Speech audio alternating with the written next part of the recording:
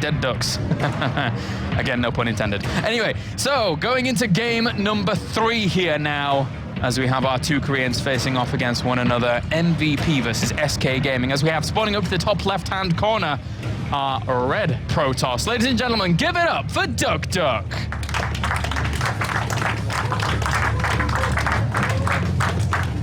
And spawning down to the bottom right-hand corner, our blue Protoss, representing SK and Korea. Give it up for MC.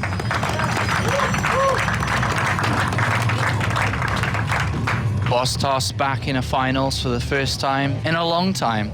I think it was August 2012, the ASUS ROG Summer Tournament was a finals he played in, lost versus Tasia. I think it was 4 games to 2. Don't quote me on that. I think it was something around that. But now he finds himself in another finals. But duckdeok finding himself in his first big finals. He's hungry for it, man. He is.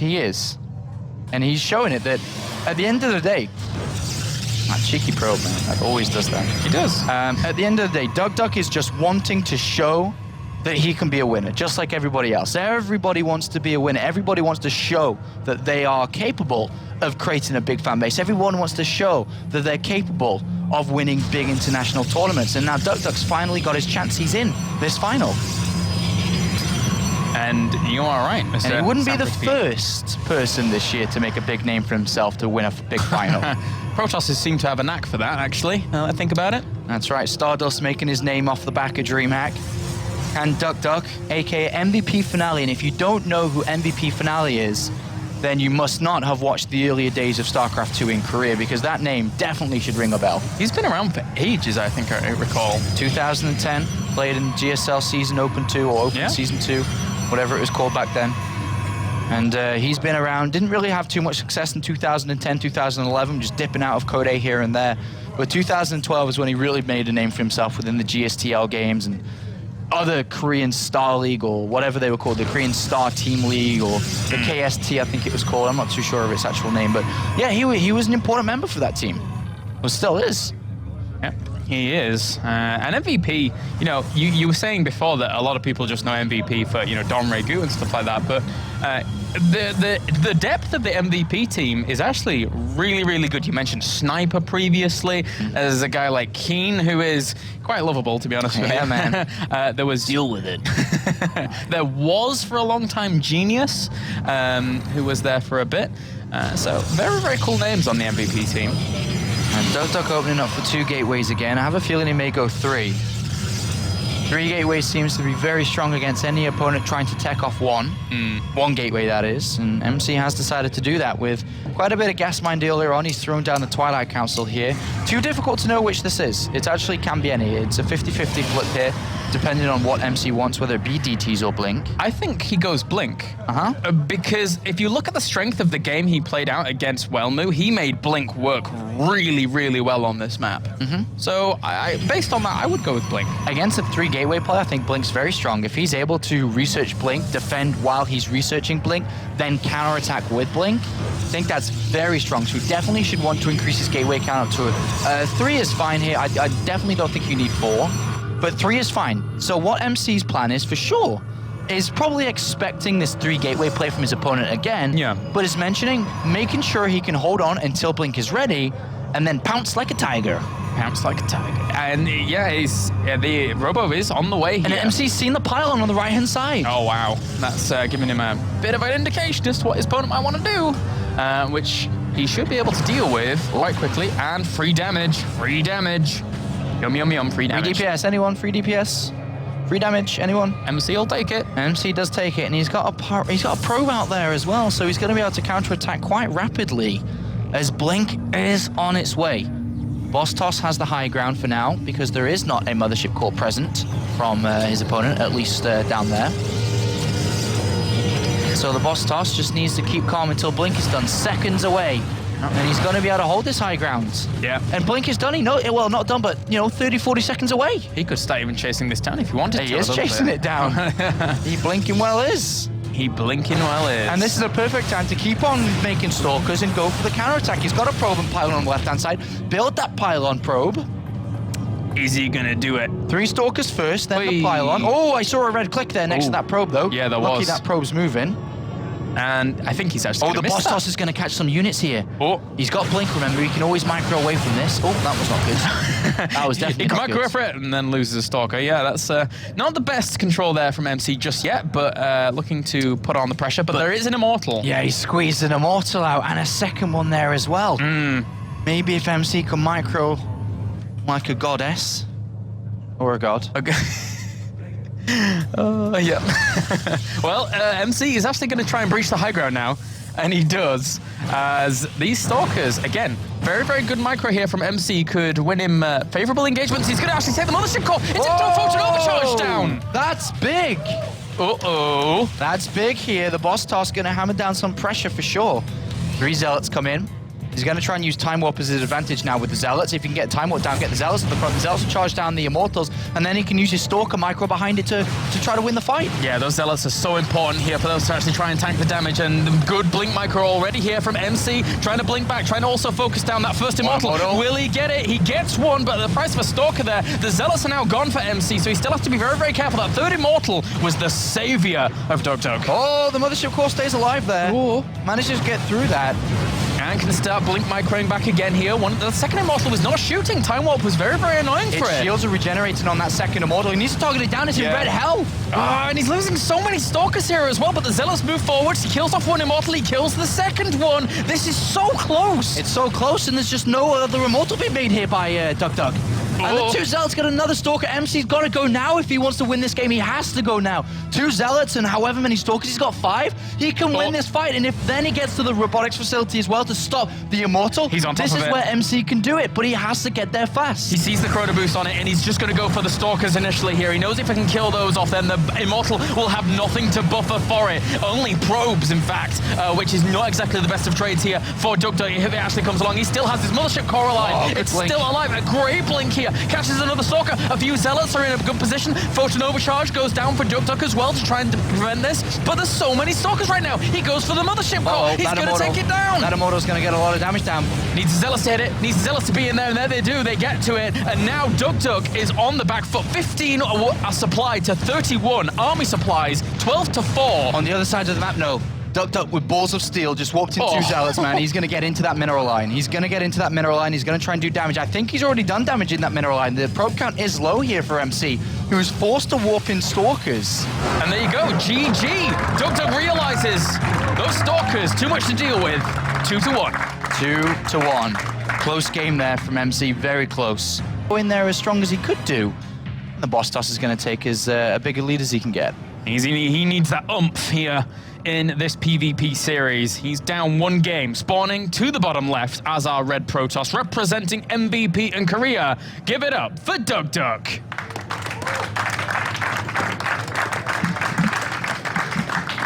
And down to the bottom right, our blue Protoss, representing SK Gaming and Korea. Give it up for SKMC.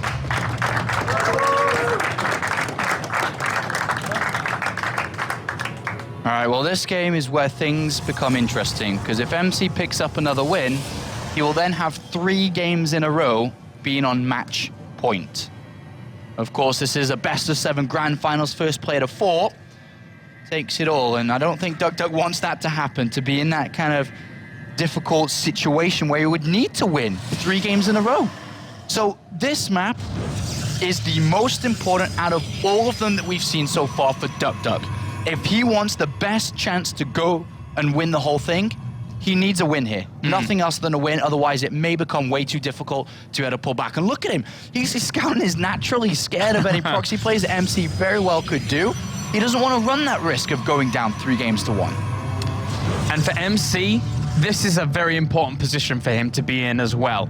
Because if you look at the current WCS rankings, if you think about points, if you think about where MC came from, in the first season, very few points, if any at all. Season 2 had to perform super, super well to get himself on that board, to get the points, to not only do very well here, but advance onto the season final to get more points, to gather so that he could eventually try and contend for one of those top spots to get that grand finals at BlizzCon later on in the year.